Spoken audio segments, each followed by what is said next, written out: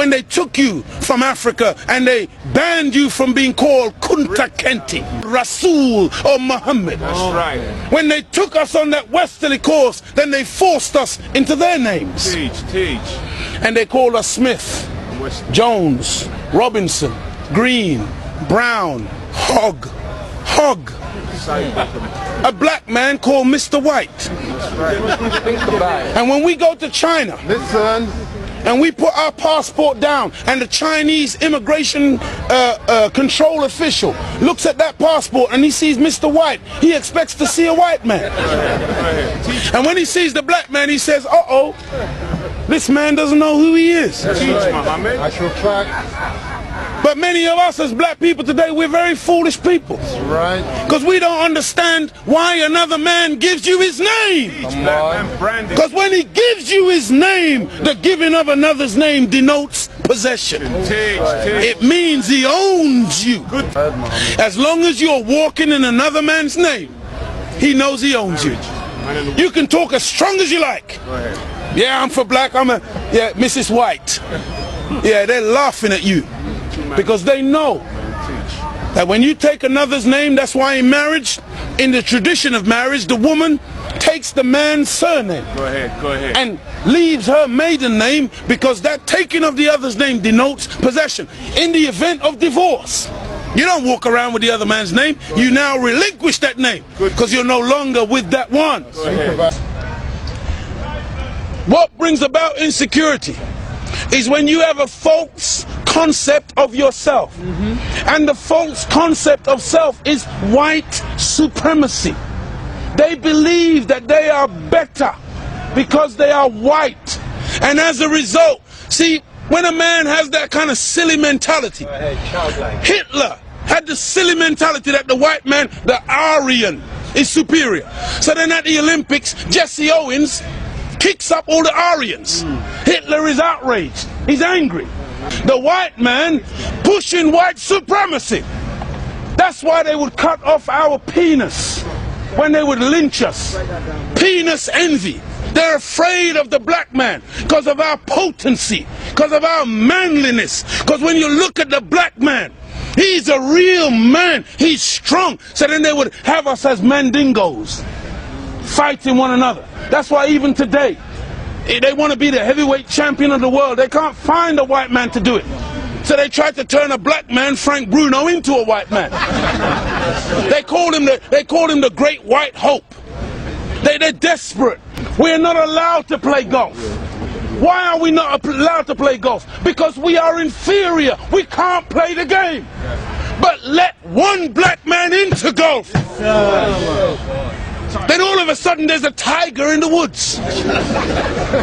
And he doesn't just play golf, he becomes the master. We're not allowed to play tennis. Let black people into tennis. We go straight to Wimbledon and win it in 1935. A black woman. Now Venus and Serena, they run out of opponents. They have to play each other. The white people cannot compete on an even playing field. They let us into athletics. You can't run like us. You let us into any field of endeavor, we dominate it. So they feel, and they become very afraid of anything that goes contrary.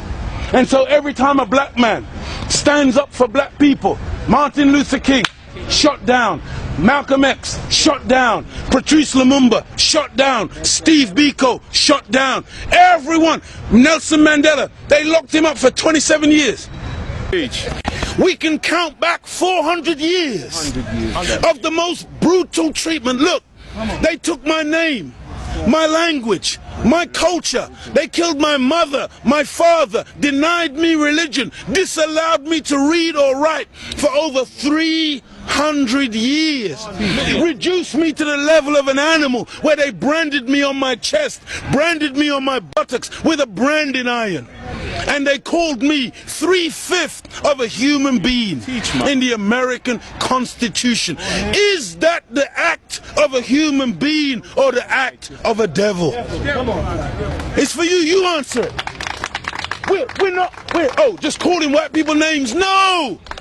We're just going on the basis of what we have experienced. Black people were taught to hate ourselves. That's right. Even to this day, many of my people suffer from self-hatred. Teach, Muhammad. And you will see us trying to change our skin color. Teach, Muhammad. When I was born in the 50s, in Jamaica, they would take, you know, like my nose, the mothers would sometimes take the nose and try to squash it, to hate self, that they felt that the baby was ugly if it had thick lips and broad nose and black skin. And so this is in order to counterbalance that degree of self-hatred, there had to be a teaching given by Elijah to black people that would allow us to fall in love once again with ourselves. See, because look, I know you're a wise man, and so you must understand that I'm a baby in wisdom, but I'm not a fool. And he's saying here today that the Caucasian is in fact the oldest group on the planet. I beg to differ. Look, one of the most famous anthropologists is Professor Leakey. And when Professor Leakey went in search of the origin of human beings and human species, he didn't stop very long in Europe. He went to Africa. And the oldest bones and the oldest human beings to this day that you call Zinjanthropus, using the Latin meaning Zin and Xanthropus, meaning a black man, that oldest man, they say, is millions of years old. You went back and found one even older than that. You called her Lucy, a black woman. Go ahead. And every sensible historian, anthropologist today agrees that the black man is the father of human beings.